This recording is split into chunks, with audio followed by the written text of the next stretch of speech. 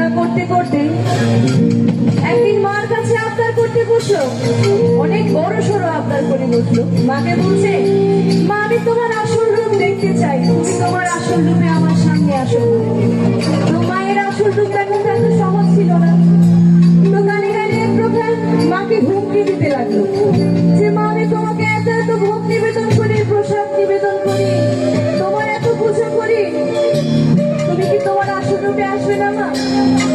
এক প্রকার মায়ের চরণে মাথা ঠুকতে ঠুকতে রক্তাক্ত অবস্থা। তারপরেও তো মা তার আসল রূপে ধরা দিচ্ছে না। তাহলে গানে গানে তাহলে মাকে একটু হুমকি দেওয়া যাক, তারপরে যদি মা আসে কি বলা যায় গানে গানে? এবার কালি তোমায় খাবো, এবার কালি তোমায় খাবো, খাবো গো দিলে দয়াময়ী, গন্ধ যোগে জন্ম আমার, গন্ধ যোগে জন্ম আমার, এবার কালি তোমায় খাবো, এবার কালি তোমায় খাবো, এবার কালি তোমায় খাবো।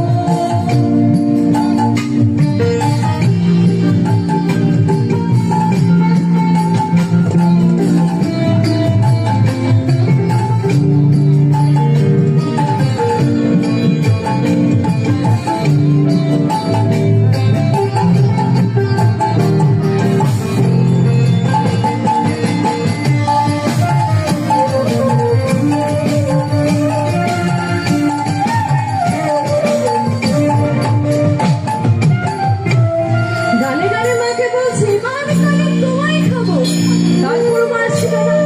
তাহলে চলো কি বলে এবার হুমকি দিচ্ছে মার আসল রূপ দেখার জন্য। দাগিনী যোগিনী দে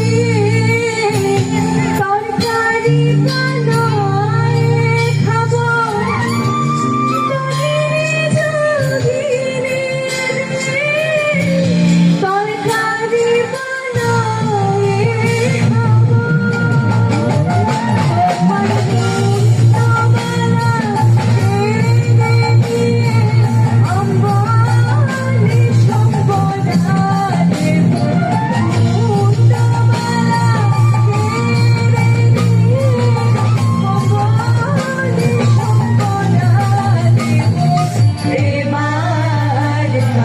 তোমায় খাবো, এবার কালি তোমায় খাবো।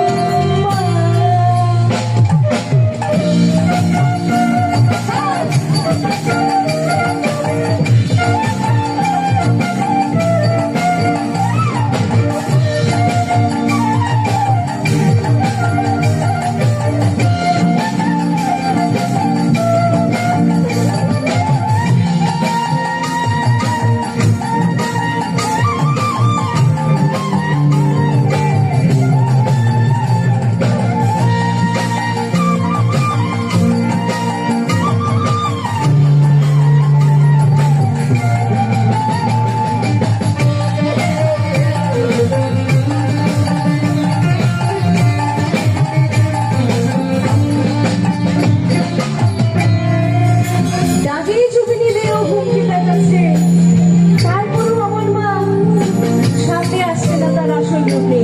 শ্রীরামপ্রসাদ কাঁদতে কাঁদতে বলতে লাগলো। এবার তার বেশি রেগে রেগে আগুন কি বলা যায় গানে গানে, আমি যে কালি তোমার বেটা সেটা আমি আজ গানে গানে বুঝিয়ে দেবো। চলুন তাহলে কালির বেটা শ্রীরামপ্রসাদ ভালো মতে তাই জানাবো, কালির বেটা শ্রীরামপ্রসাদ ভালো মতে তাই জানাবো, তাতে মনের সাধন শরীর পালন আমার